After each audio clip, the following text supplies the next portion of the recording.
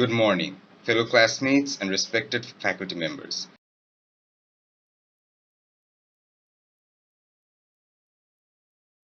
Tort is any kind of harmful behavior.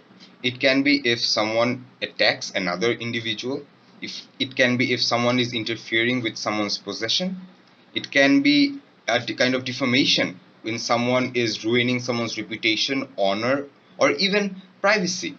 It can be about someone enjoying someone else's land without their permission. Tort deals with concepts and situations where it is a social wrong independent of contracts. The word tort was first used in a legal context all the way back in the 1580s. However, the concept of tort is much older than that and can be traced all the way back into the medieval ages.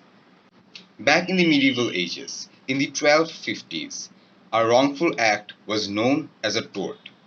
This law was used by the kings and the courts to maintain people from wrongfully entering their land or doing public wrong. Fines were paid directly to the king, and this soon became a source of revenue. Fines were also paid as damages back to the victim of people who have been harmed.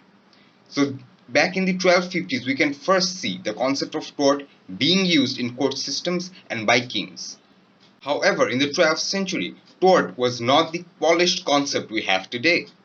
For the more modern version of tort, we have to look all the way back to the 18th century. 18th century, 600 years after the first concept of tort, do the English finally put ink on paper to create the Blackstone cemeteries of the law of England.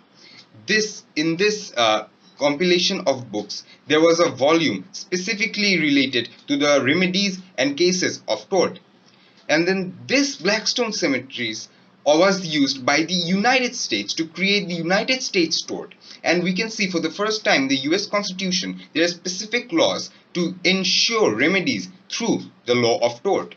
To give an example of the new modern cases of tort, one of the first cases to be filed under tort category was Baltimore versus Goodman. I will cite the case in the space above.